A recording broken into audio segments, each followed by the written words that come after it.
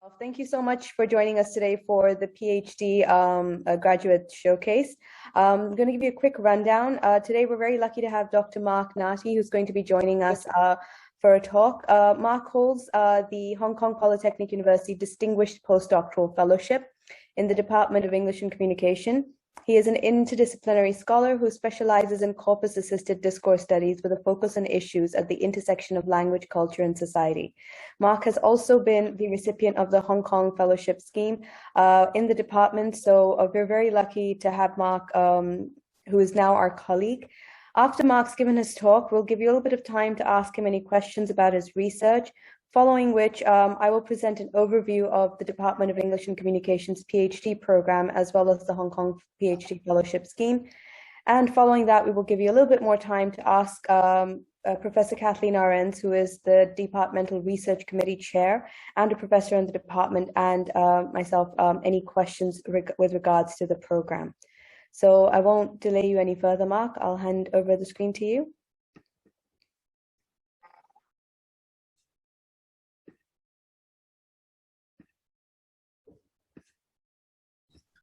Many thanks, Dr. Bhatia, for the introduction. So hello, everybody. In this first part of the information session, I will showcase my research as a recent PhD graduate. My research is situated within the domain of critical linguistics. So I'll begin by briefly explicating this field of inquiry. I'll then provide a synopsis of my research and illustrate how it not only derives from my PhD work, but also builds on it. Finally, I'll articulate a number of reasons why you must choose our department if you're interested in a PhD in language studies, communication studies, or applied linguistics. So, to give you a basic overview of what critical inquiry entails, I want you to engage with this photo. This was an advertisement that was put out by an education department at the University of Queensland, and the intention was to recruit teachers. So this was posted on Facebook. However, it received serious backlash from the public. And what I wanted to do maybe in the next 30 seconds, I wanted to take a look at this photo, focusing on both the picture and the words, and share in the chat box briefly how you think any group of people have been represented or constructed based on this photo. So just briefly, you can think of how in a group of people in this photo have been constructed. I want you to type that in the chat. If you have some Australian background, that might help. But even if you don't, that's still okay. Just focus on the words and the photo and see if you can share any thoughts on how you think a group of people have been constructed. 30 seconds. Anybody can just type in the chat.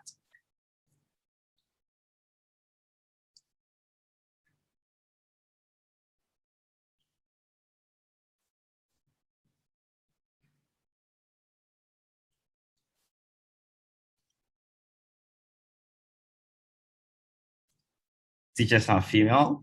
Okay, thanks for that, Leon. Any other person?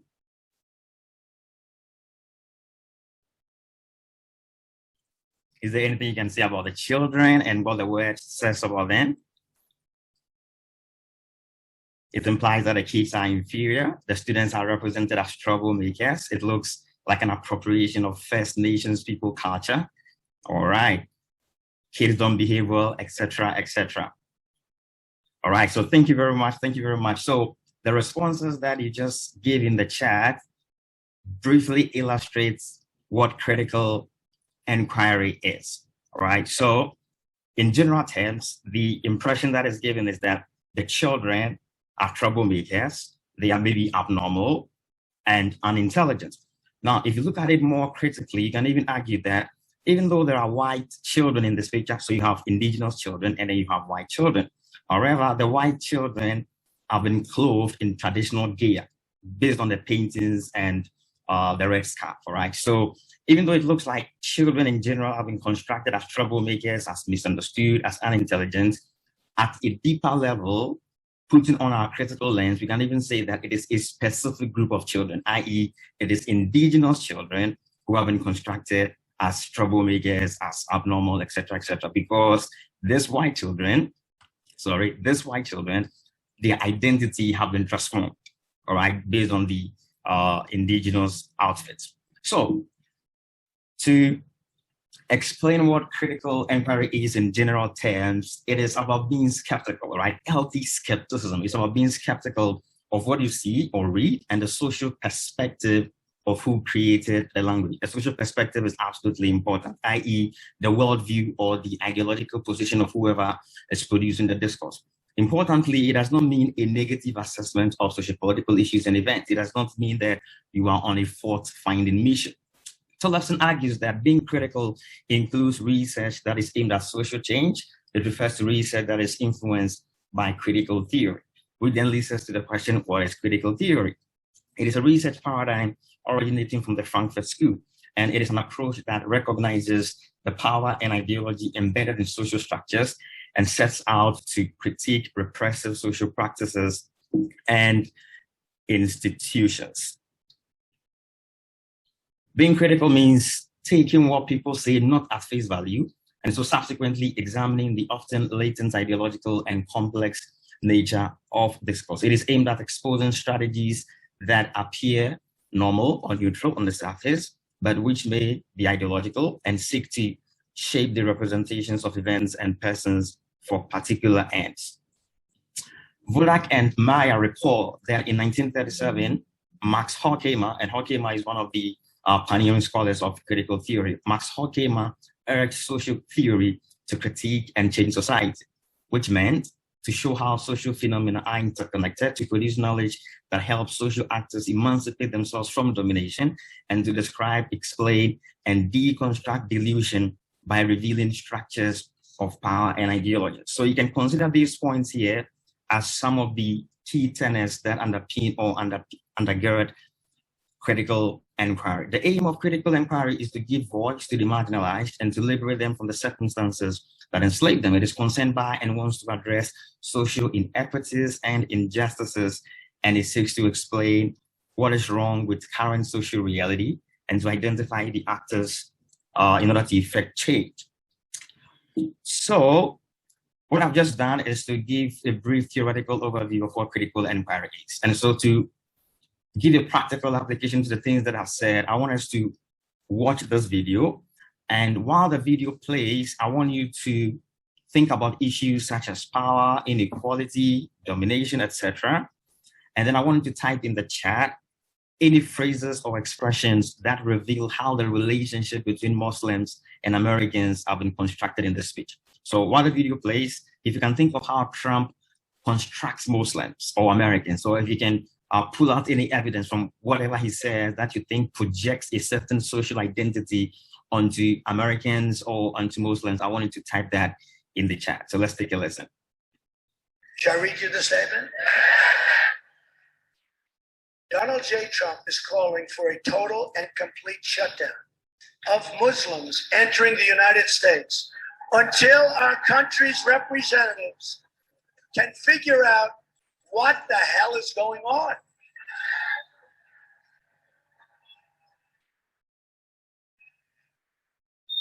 We have no choice. We have no choice. Mr. Trump stated, without looking at the various polling data, it's obvious to anybody the hatred is beyond comprehension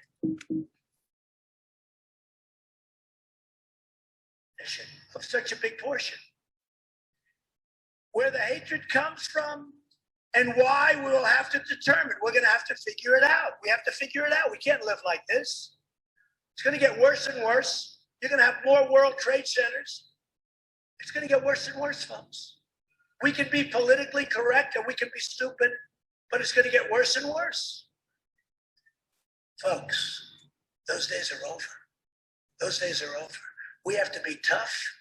We have to be smart. We have to be vigilant. Yes, we have to look at mosques and we have to respect mosques. But yes, we have to look at mosques. We have no choice. We have to see what's happening because something is happening in there. And there's anger. There's anger. And we have to know about it. We can't be these people that are sitting back like in the World Trade Center, like so many different things. We can't be people that knew what was going on 2 weeks ago in California. Probably for months they knew what was going on, and they didn't want to tell anybody. We can't be that. We have to be strong. When we see violations, you have to report those violations, and quickly. You don't worry about profiling. I promise I will defend you for profiling. I promise.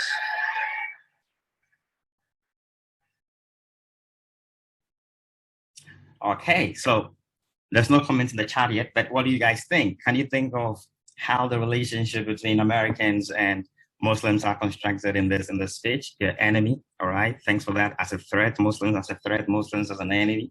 Any other thoughts?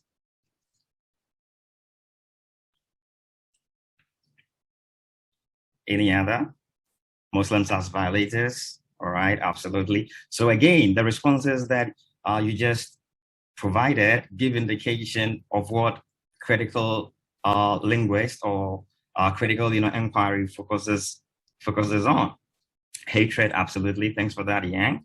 So just to reinforce the ideas that you guys have put out there, I've provided a gloss of the possible things that a critical analysis is likely to reveal in this Trumpian discourse. For instance, is there evidence in the video that suggests that Muslims have been constructed as a threat or as evil or as scheming or as violent, etc., etc.? Was white America presented as a victim of Muslim actions? Was inequality presented as acceptable? Was a relationship established between Muslims and terrorists? So when you engage discourse and you go beyond the surface meaning and you're more interested in the social perspective of the producer of the text, you're more interested in the underlying ideological viewpoints of the person speaking, we say that you are doing some form of critical analysis or you are applying critical theory. So that's just a brief summary of critical inquiry, just to give you a sense of what I do. I'm not going to focus more specifically on my research by presenting you with a synopsis. So I investigate how people deploy language in specific contexts to achieve various aims. Some of these aims include identity construction and negotiation, self-promotion and adding, as well as argumentation, resistance, and legitimation or delegitimation. I'm particularly interested in issues such as language and identity, language attitudes and stereotypes, language and diversity, and language and or in politics. My research has a critical orientation. So that's why I explained critical and theory a while ago. And by critical orientation, I aim to illustrate how the research that we do can translate into some form of social transformation or can raise critical awareness of various multifaceted or complex issues. The main analytical approaches I adopt include critical discourse analysis, critical metaphor analysis, discourse methodological analysis, and I combine these frameworks with corpus methods or insights from history, communication studies, and political science. Generally, my current research has three main strands. The first is myth-making in the press, myth-making in new media, and myth-making in politics. And this research derives directly from my PhD work, but more importantly, it builds on it. By myth-making, I'm making reference to any social narrative that functions ideologically in the message that it suppresses or conveys. So it is basically an ideologically marked narrative that purports to give a true account of past, present, and future events, and is often presented as self-evident or incontestable. So in my PhD, I examined myth-making in politics, and drawing on that work, I have an upcoming monograph that looks at myth-making in politics and populist performance and nationalist resistance. So drawing on this work, I've now carried this idea of myth-making beyond political discourses into other areas such as new media and the traditional press. And I've listed some of my studies in this area if you might be interested in looking at them. So that is one strand of my research, myth-making in the press, in new media, and in politics. The second strand is emancipatory discourses in action. And this strand also derives from my PhD work and builds on it. So in my PhD, I argue that one of the functions of political myths is that they serve emancipatory agendas. And so going forward, I've carried this idea of emancipation, beyond the domain of politics into other contexts. So in a special issue that I recently edited for Critical Discourse Studies, I argue for a more interventionist approach and an activist scholar posture in investigating emancipatory discourses. And I draw on this idea put forward by Lydiga that it is important that in certain instances, researchers embed advocacy in their work or combine their research, knowledge production with some form of advocacy. So that's one of the works that I've done in this area. And then the final strand that I'll talk about is that I also look at the discursive construction of non-dominant groups in general. So either discourses surrounding these groups or discourses produced by these groups themselves. So in just a very brief sense, these are some of the strands of my research. So I'm going to wrap up this session with why I think you must choose our department if you're interested in pursuing a PhD in language studies or communication studies. And I think that from my personal point of view as a former student, there is one reason, and that reason is because I think our department empowers. The department empowers, equips, and strongly positions students for their professional careers. I reckon that the program leader would elaborate more on this, but again, from my point of view as a former student, I think this empowerment is evidenced in the following areas. There is an intentional initiation into disciplinary norms and practices. There is first-class supervision and elite training. There are excellent facilities and resources. I think the academic context we have in our department is stimulating. More importantly, there is an incredibly supportive environment. And in general, I think we have an inspiring staff and a collegial atmosphere. Essentially, there is also generous funding, which I reckon, again, that the program leader will talk about. Now, this relates more to the Hong Kong government than our department, but I still think that it is an essential reason why you might want to consider our department, because obviously funding is an essential aspect of any PhD program. So yeah, that's why I think you can consider our department if you're interested in a PhD in our program. And I'll say finally that my DMs are open. You can message me, you can shoot me an email if that's your preference. So if there's anything you'd want to discuss with me concerning my research, or if you're interested in any of my papers but don't have access to, you can always contact me and I'll be happy to send that to you. Thank you very much. Thank you so much, Mark, for that excellent talk.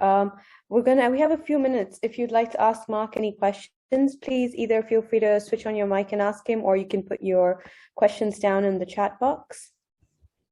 You can also address any direct questions to Mark in the chat box if you'd like, as a private message.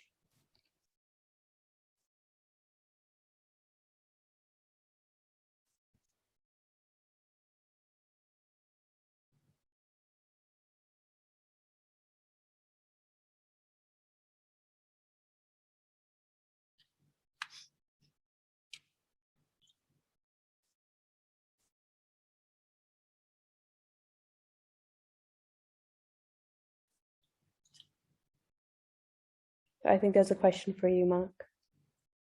How does corpus-based analysis apply in my research? So, depending on the nature of the study that I'm doing, it is possible to apply some corpus methods, frequency analysis, collocate analysis, concordance analysis, keyword analysis, et cetera, which then helps me to reinforce the analysis that I want to make. So if we take, collocate analysis, for instance, based on the collocations that are associated with specific keywords, it is possible to make a number of inferences or a number of deductions. Okay, so if I want to examine, let's say, a keyword or a word in focus like Muslim, and then I do a collocate analysis of Muslim, and I can tell that consistently the association of the word Muslim is in a certain environment, maybe, negative, violence, terrorists, etc., I can then draw on that to make certain suppositions. So essentially, I sometimes draw on corpus methods as a methodology, which then helps me to boost the analysis that I want to do. Yeah. Any other questions?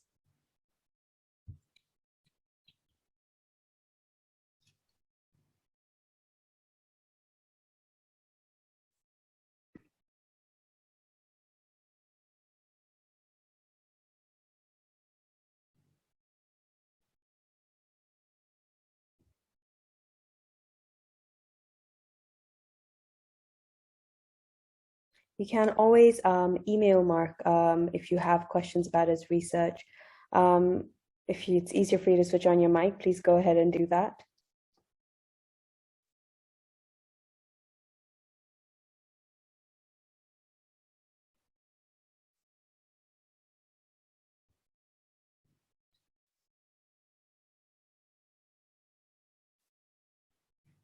Can you please give us a more detailed analysis of the Trump talk?